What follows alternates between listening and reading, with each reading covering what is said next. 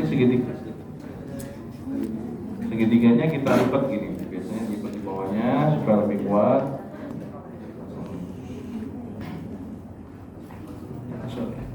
Ini posisinya kalau fraktur klavikula di kanan, pasiennya restingnya posisi begini, dan tangannya begini, ya. Nah, jadi dipasang, ini menyilang ke sini. Gitu. Nah, itu diikat belakangnya. Nah, sampai dia posisi setinggi apa? Jangan dipaksa ya, jangan dipaksa sampai begini atau terlalu begini. Jadi Pak enaknya posisi di mana? Segini ya, udah segini. Nanti kita pasang kayak. Itu tidak. Nah, udah ikut. Ikut. Oke. Nah, udah mesin. Kurang naik.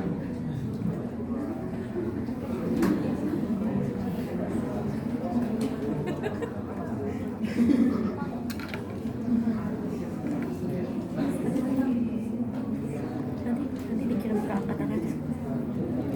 Ini cukup. Ini udah.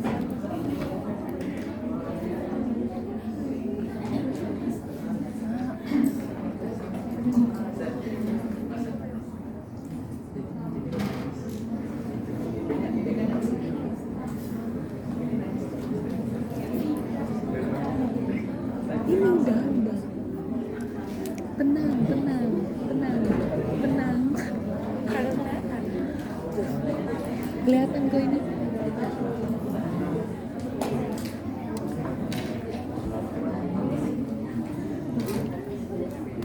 Cuma gitu doang.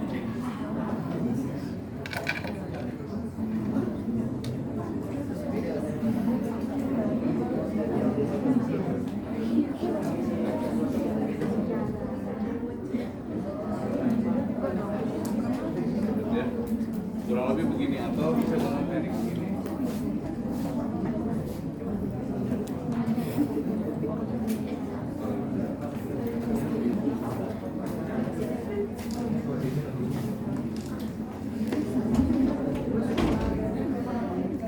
Bangkunya kebelah.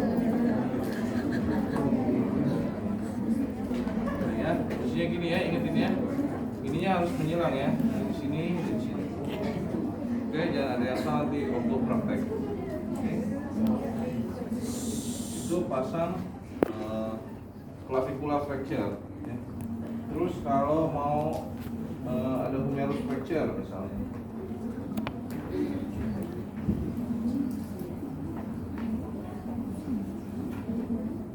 Alatnya ini ada selalu 3 ya, fiksasinya selalu lateral, posteriornya sama lateral, medial sama posterior, selalu begitu ya. Sekarang posisi anatomisnya gini, misalnya dia fraktur di sini, berarti pasangnya di sini, melewati sendi bahu dan sendi siku ya. Di sini sama di sini. Nah, gitu ya. Kita gunakan biasanya elastik perban atau kain atau apapun untuk gulung ini. Nah, kita gulung.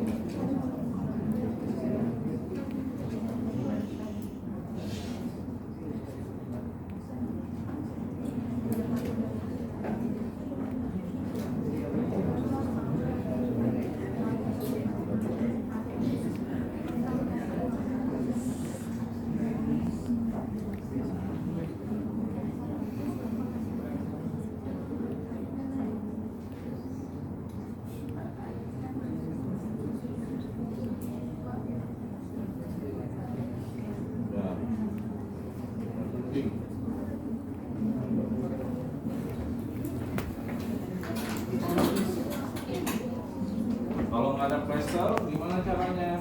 Guntingnya panjangan ini, jadi agak panjang, terus di belah tengahnya ya, di belah tengahnya.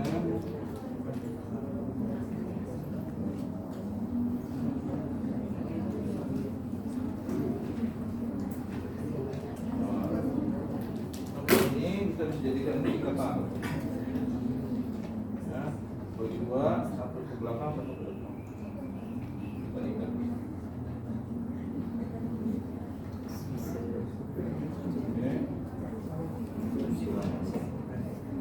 Oke.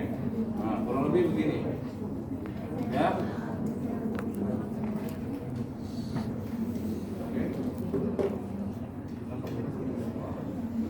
Oke. Untuk kita harus selalu ingat ya, 3 point fixation ada di depan, posterior, lateral dan medial. Oke. Ini harus segini, fungsinya anatomis. Ya. Terus fiksasinya harus kurang lebih 2 cm. Oke.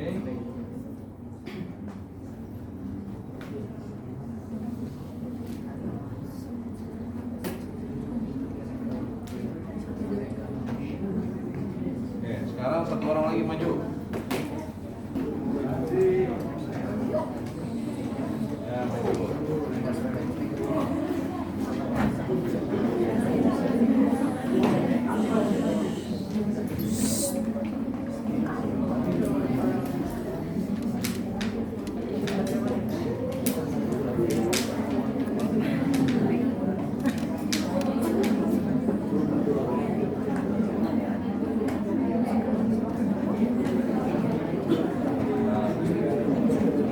Fraktur, kamu yang fraktur, kamu pasang kedua.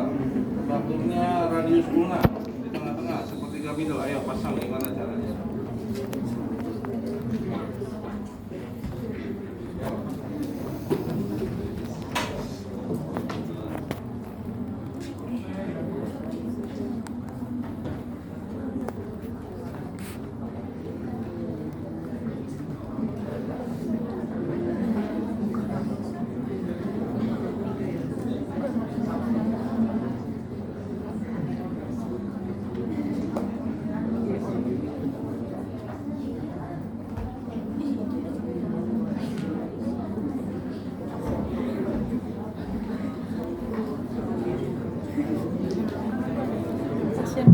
Waktu gulung itu harus intel ya, nggak boleh too tight. Jadi kalau dia sangat keras, dia kan malah aliran darah ke bawahnya nggak ada. Nanti malah bikin compartment syndrome atau necrotic. Ya. Jadi gentle aja. Intinya kita cuma hanya supaya si kainnya ini nggak goyang-goyang. Oke?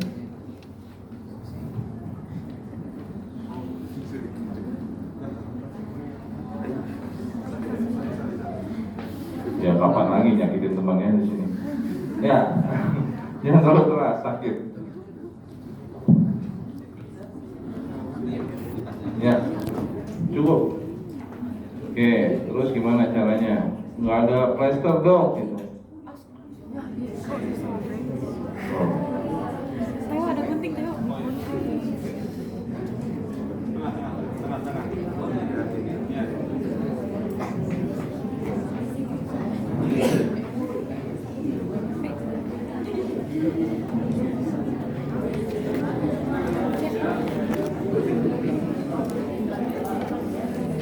Udah, nanti kasihin gua. Gisel. Ini harus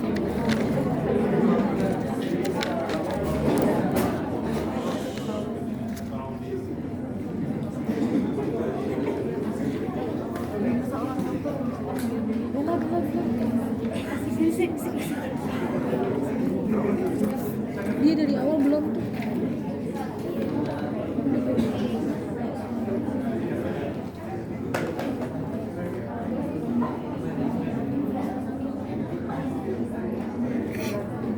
Halo.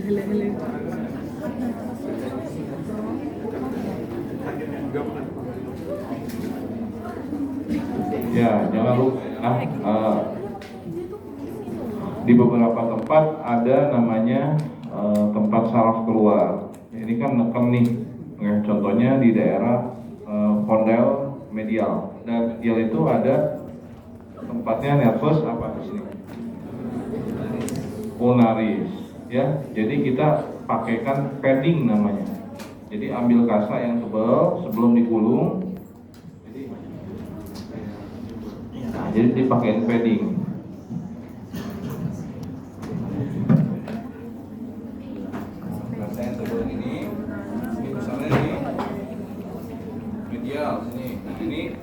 tempel dulu paddingnya, baru tempel gini. Ya, sama di prominent, contohnya di sini. Yang kalau perjalanan jauh 12 jam dia takutnya lecet di sini, jadi pasang lagi padding di sini, di tempat tonjolan-tonjolan. Ya, jangan lupa. Sama kalau di kaki biasanya paling sering adalah di head fibula. Ada apa di head fibula? Jadi yang nervus apa yang berjalan dari posterior melingkari lehernya, head fibula apa? Nervus apa?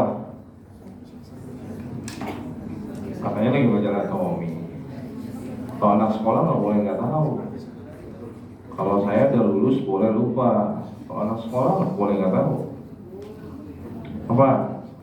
Nervus apa yang melingkar dekat neck head fibula? Peroneus? Oh, ayo. Kaman peroneal.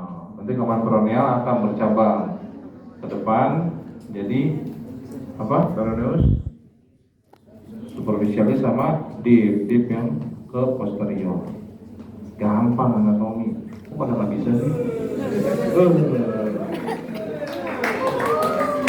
Gampang.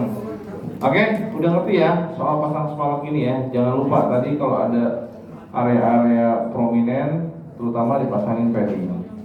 Ya, ini ya setelah ini kalau mobilisasi dia harus dielevasi satu bantal. Ya, jadi misalnya kalian tugas di puskesmas, terus mau naik ambulans, terus pasiennya tiduran, jadi ambil satu bantal. Terus jangan lupa suruh pasiennya gerak-gerakin jarinya supaya enggak bengkak. Kalau bengkak terjadi compartment syndrome. Kalau compartment syndrome belum belajar ya compartment syndrome ya. Compartment syndrome itu dia akan bengkak sekali, dia bisa mati, bisa nekrotik. Ada tandanya 5P, pain terutama, intractable pain, jadi nyeri yang sangat nyeri. Jadi kalau dia terlalu kencang dia bisa compartment syndrome. Nah kalau dia pasiennya dok kesakitan tambah sakit setelah dipasang spalak, artinya kalian kekencengan. Kalau kalian nggak longgarin, dia akan compartment syndrome. Kalau udah sampai terjadi compartment syndrome gimana? Kita harus buka, ya harus buka.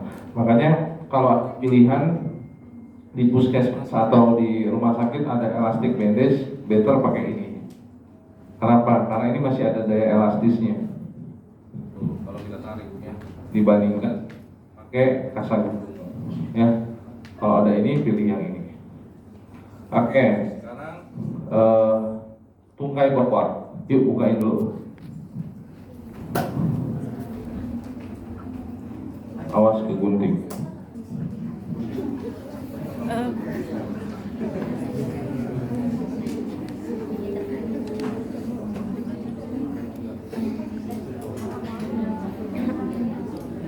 Listen and we don't judge. Oke, sekarang kamu deh yang kecil, yang fraktur duduk tiduran di sini. Ceritanya ada fraktur tibia fibula. Gimana cara pasangnya?